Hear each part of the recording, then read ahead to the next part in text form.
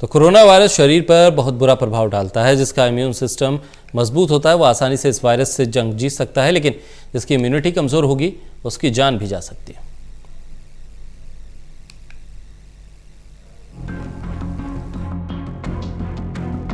चीन के वुहान शहर से फैला वायरस पूरी दुनिया में तबाही मचा रहा है। दुनिया भर में 7 मिलियन से ज्यादा लोग इस वायरस से प्रभावित हैं। हर बदलते दिन के साथ ये आंकड़ा और भी ज्यादा भयावह होता जा रहा है। देश में भी बहुत तेजी से आंकड़ा बढ़ रहा है। नतीजन पूरी दुनिया में भारत 5वां सबसे कोरोना प्रभावित देश है। यूके और भारत के आंकड़ों में बहुत ज्यादा अंतर नहीं है। नतीजन जल्द ही भारत 5वें से चौथे नंबर पर पहुंच सकता है। इसके आगे बड़े बड़े सुपर पावर और स्वास्थ्य सेवाओं से लैस देश भी नतमस्तक हो चुके हैं। इससे लड़ाई इसलिए मुश्किल हो रही है क्योंकि ये वायरस हर बार अलग अलग तरीके से हमला करता है और कुछ मामलों में तो इंसान बाहर से तो बिल्कुल स्वस्थ दिख रहा होता है, लेकिन अंदर से धीरे धीरे उसका शरीर खोखला हो रहा है। इसके शुरुआती लक्षण बेहद मामूली होते हैं, लेकिन इससे लोगों की जान भी जा सकती है। अक्सर आपने कोरोना वायरस के मामले में इंक्यूबेशन पीरियड के बारे में सुना होगा, लेकिन ये क्या है? दरअसल इंक्यूबेशन पीरियड संक्रमण और लक्षण दिखने के बीच का वक्त होता है। ये वो वक्त होता है जब वायरस इंसान के शरीर में जम जाता है। शरीर के भीतर जाने के बाद ये वायरस इंसान के लिए सांस लेने में तकलीफ पैदा करता है।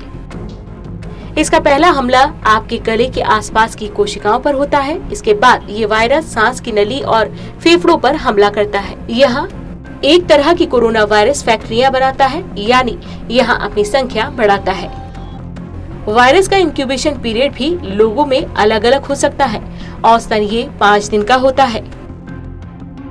शुरुआती दौर में आप बीमार महसूस नहीं करते। हालांकि कुछ लोगों में संक्रमण के शुरुआती वक्त से ही लक्षण दिखाई देने लगते हैं, लेकिन अधिकतर लोगों में जो लक्षण दिखाई देते हैं वो मामूली होते हैं। कोरोना वायरस के लक्षणों और सामान्य फ्लू में लक्षणों में काफी समानताएं होती हैं।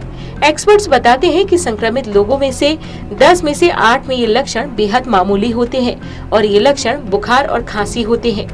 जब भी आपके शरीर पर कोई भी वायरस अटैक करता है तो आपका इम्यून सिस्टम तुरंत एक्टिव होकर वायरस से लड़ना शुरू कर देता है और पूरे शरीर को संकेत देता है कि शरीर पर हमला हुआ है। इसके बाद इम्यून वायरस को खत्म करने के लिए साइटोकाइन नाम का केमिकल छोड़ना शुरू कर देता है।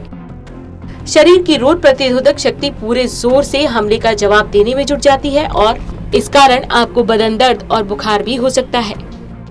कोरोना वायरस के कारण अमूमन सूखी खांसी होती है जिसमें बलगम नहीं आता है, लेकिन कभी कभी ये मामला खराश तक भी सीमित हो सकता है। लेकिन कुछ लोगों को खांसी में बलगम भी आ सकता है।